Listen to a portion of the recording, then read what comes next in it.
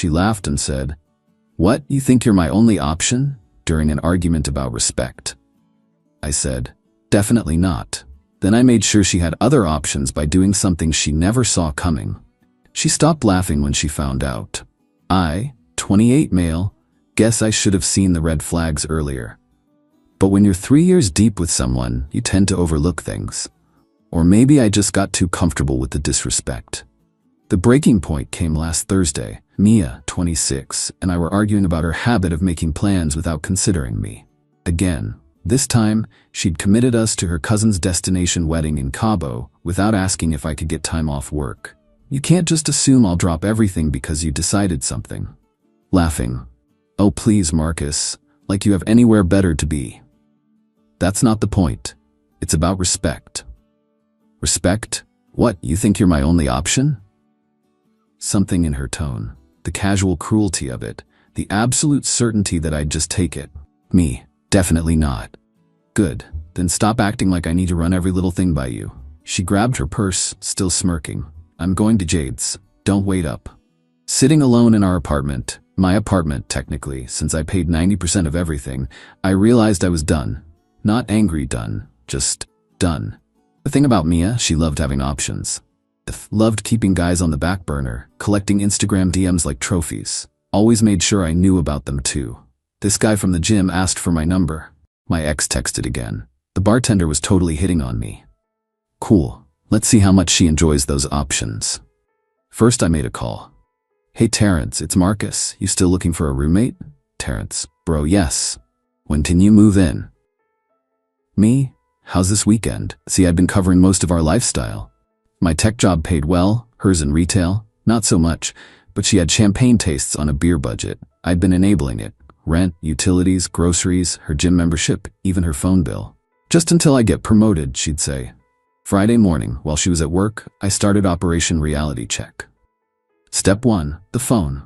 Her phone was on my family plan. Logged into my account, removed her line. She could port the number if she wanted, but the free ride? Over. Step 2. The streaming services Netflix, Hulu, HBO Max, Disney Plus, all mine. Logged out all devices, changed passwords. She wanted entertainment, she could pay for it. Step 3, the gym, her precious fitness club membership, the one where she spent 2 hours taking mirror selfies, canceled, end of billing cycle. Step 4, moving out, started packing, just my stuff. The TV, gaming console, coffee maker, even the good sheets, all mine. Left her stuff untouched. By Saturday, I'd moved everything to Terrence's place. Left a note on the kitchen counter. "You're right, you have plenty of options. Rent's due on the 1st, $1,850. Utilities not included. Good luck." Then I waited. Saturday evening, the text started. "Mia, very funny with the Netflix. Put it back on." "Marcus, this isn't cute. Why isn't my phone working? Where are you?" "The TV is gone, WTF." Sunday morning, she called from her friend's phone. "Mia, what the hell is wrong with you?" "Hey Mia, how's exploring those options going?" "This isn't funny. You can't just leave." "Why not? Thought I wasn't your only option." "I was joking. You know I didn't mean it like that." "Seemed pretty clear to me. Anyway, I'm sure one of your Instagram admirers would love to help with rent." "You're being psycho. Get back here right now." "Nah, good luck though." Click. The calls kept coming. Different numbers. Her friends, her sister, blocked them all. But here's where it gets interesting. Remember those options she was so proud of? Monday, I did something petty, maybe too petty, but whatever. Created a Tinder profile, good photos, accurate bio, started swiping. Within hours, matched with 3 of her friends. Not close friends, but girls from her wider circle, the yoga class crew, the brunch squad. Didn't message them anything inappropriate, just friendly conversation. "Hey, I think we've met through Mia?" "Yeah, we actually just broke up." "Oh no, what happened?" She made it clear she had other options, so I gave her space to explore them. Word travels fast in those circles. By Tuesday, got a text from an unknown number. "This is Jade. Mia's at my place crying, says you abandoned her and she can't afford rent. Wbeef did you do?" Me. "I moved out. She said I wasn't her only option, so I'm letting her explore the others." Over one fight? That's cold. One fight? Try 3 years of disrespect. Ask her about all the guys she kept mentioning. I'm sure they'd love to help. Wednesday, Mia tried a new approach. Showed up at my office. Reception called, "Mr. Williams? There's a Mia here to see you." Me? I don't know any Mia. Please ask her to leave. Watched from the window as security escorted her out. She was yelling something, making a scene. Perfect. My coworkers definitely saw that. That evening, her mom called. Sweet lady, honestly felt bad for her. "Marcus, honey, what's going on? Mia says you just disappeared."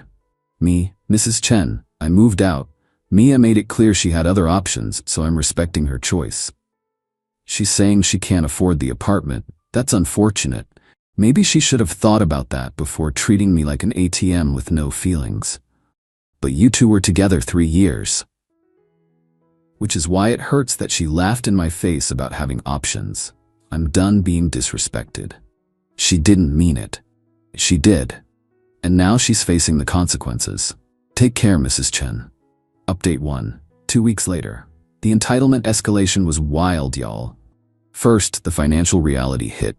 Mia's paycheck couldn't cover half the rent, let alone utilities, food, and her lifestyle. She tried reaching out to those options she'd bragged about. Plot twist. Instagram DMs don't pay bills. Her friend Kendra, who I'd matched with on Tinder, sent me screenshots. Mia was desperately hitting up every guy who'd ever liked her photos. "Hey stranger." Messages at 2 a.m. Most left her on read. The few who responded wanted one thing, and it wasn't to pay her rent. Then came the social media manipulation.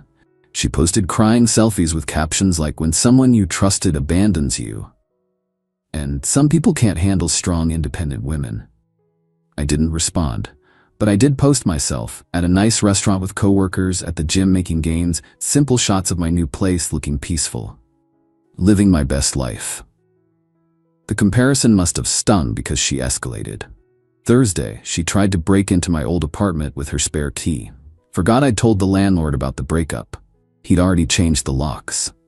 Security footage showed her standing there, jabbing the key repeatedly, then kicking the door.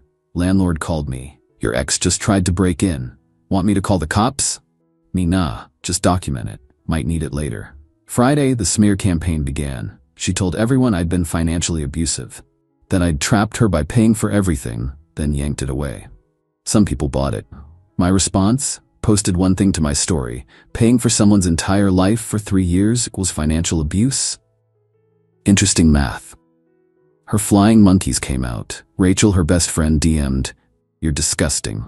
Mia gave you the best years of her life." Me, "She gave me disrespect and entitlement. I gave her a free ride. We both got what we deserved. She's about to be homeless because of you. She's about to be homeless because she can't afford her lifestyle. That's not my problem anymore. Karma will get you. Already did. It freed me from your toxic friend." But the best part came Saturday. Remember the destination wedding in Cabo? The one she committed us to without asking? Got a text from the bride, Liz cousin. "Hi Marcus, just checking if you and Mia got your flights booked. The room block closes soon." "Hey Alyssa, actually Mia and I split up. She'll have to find another +1. Congrats on the wedding though." OMG, what? She didn't tell me. The reservation is for a couple's suite. Oh no. Mia had been telling everyone we were still together, keeping up appearances. Within hours, family drama exploded. Alyssa was pissed about the room situation. Mia's aunt called her out for lying. The cousins were gossiping. Mia had to admit she was broke and single right before a family event where she'd been bragging about her perfect relationship. Sunday, another unknown number. "You're evil. I'm getting evicted because of you. Happy now?" Mia, "Me, you're getting evicted because you can't pay rent, because you treated the person paying it like trash. Actions meet consequences. I'll be homeless. Those other options looking less appealing now? I hate you. That's fine. Hate me from your many other options places." Blocked Monday morning. Ran into her at the coffee shop near my old place. She looked rough. Designer bag but wrinkled clothes. Probably couch surfing. "Mia, Marcus, we need to talk." "No, we don't." Kept walking to the counter. Following me. "You can't just ignore me." "Watch me." Ordered my coffee. Louder now. "You ruined my life." The whole cafe was watching. Perfect. Me, calm voice.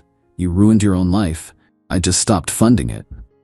"Sir, is this person bothering you?" "Yeah. Actually, my ex can't accept that it's over." "Ma'am, I'm gonna need you to leave." Are you serious right now? Leave or I call the police. She stormed out, but not before knocking over a display of mugs. They made her pay for those before she could leave. Karma's beautiful sometimes. Update 2. 1 month later. The extinction burst was incredible. Mia got evicted, had to move back with her parents 2 hours away. But that wasn't enough humiliation for her apparently. She started a GoFundMe. Help me rebuild after financial abuse. Goal, $10,000. Shared it everywhere. Tagged mutual friends, wrote this sob story about how I'd controlled her by paying for everything, then left her with nothing. The comments were brutal. So he paid for everything, and that's abuse? Girl, maybe get a better job? This is embarrassing. Delete this. She raised $73 from her mom. But the entitlement didn't stop. She tried to sue me. Actually went to a lawyer. Claimed unjust enrichment because she'd done domestic labor while I paid bills. Cooking, she heated up takeout I paid for. Cleaning, we had a maid service. I paid for that too. Her lawyer must have laughed her out of the office because I never heard anything official. Week 3, she tried a new strategy. The pregnancy scare. Got a text from yet another unknown number. Marcus, it's Mia. I'm pregnant. We need to talk. Me, interesting. We haven't had sex in 2 months. It's yours. Me, mathematically impossible. Try again. I'm pregnant and scared. Cool, not my problem. Best of luck. She wasn't pregnant. Shocker. Then came the stalking. She'd driven 2 hours from her parents' place to sit outside Terrence's building, waiting for me. Terrence spotted her first. Terrence, yo, your psycho ex is out front. Called the cops, showed them the texts, the attempted break-in report, the coffee shop incident. They had a chat with her. She left, but not before keying my car. Security footage got her license plate, filed a police report and insurance claim. She got charged with vandalism. Now she had legal fees on top of everything else. The meltdown on social media was epic. Long rambling posts about narcissistic exes and surviving abuse. Started a TikTok series, Dating a Narcissist, My Story. Plot twist, people found her old posts. The ones bragging about her boyfriend paying for everything. The ones laughing about keeping backup guys. The ones calling me Marcus the ATM to her friends. TikTok destroyed her. Comments were savage. So you fumbled a man who paid all your bills because you wanted to keep your options open? This is why I have trust issues. Tell me you're entitled without telling me you're entitled. She deleted everything. Went private. But the damage was done. Best part? Remember those Tinder matches with her friends? Started actually dating one of them. Kendra was cool, understood the situation, thought Mia was toxic anyway. We kept it quiet at first, but when it naturally came out, Mia lost her mind. You're dating my friend? Kendra responded, ex-friend, I don't associate with users and liars. Marcus told me everything. Plus, I saw how you treated him. He deserves better. He found it. The group chat apparently exploded. Sides were taken. Mia lost most of her circle. Turns out, when you show people who you really are, they believe you. Final update, 3 months later. Last update, because honestly, she's not worth more of my time. Mia's life completely imploded. The vandalism charge stuck. She got probation and had to pay restitution for my car. With what money? Exactly. Her parents kicked her out after she stole their credit card to buy plane tickets to Cabo. Yeah, she still tried to go to that wedding. Alone. It was apparently tragic. Crying at the open bar, hitting on the groomsmen, making scenes. Alyssa had her removed from the reception. She lost her retail job for missing shifts during her stalking phase. No job, no home, criminal record, no friends. Total self-destruction. Last I heard, she was working at a fast food place in her hometown, living with some sketchy dude she met online who believes in her potential. Her mom reached out once more, apologizing for Mia's behavior. Said she'd always been entitled, but they'd enabled it. Too little too late, but I appreciated the acknowledgement. Mia? Life's good. Still with Kendra, though we're taking it slow. Got promoted at work. Turns out, not having drama at home improves performance.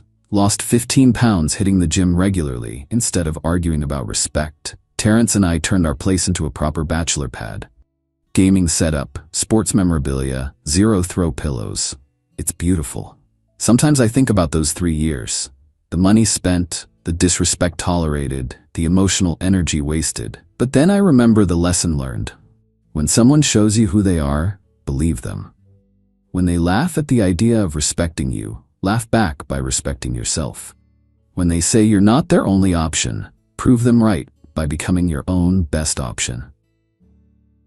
Mia thought having options meant keeping people on the hook while treating them like garbage. She learned options mean nothing when you've burned every bridge and shown everyone your true character. She stopped laughing when she realized those Instagram DMs don't pay rent, those backup guys don't want a relationship with someone who treats people as disposable, and that the man financing her entire life wasn't as replaceable as she thought. The best revenge? It wasn't even revenge. It was just stopping. Stopping the enabling, stopping the payments, stopping the tolerance for disrespect. I didn't have to destroy her life. I just stopped propping it up. She destroyed it all by herself.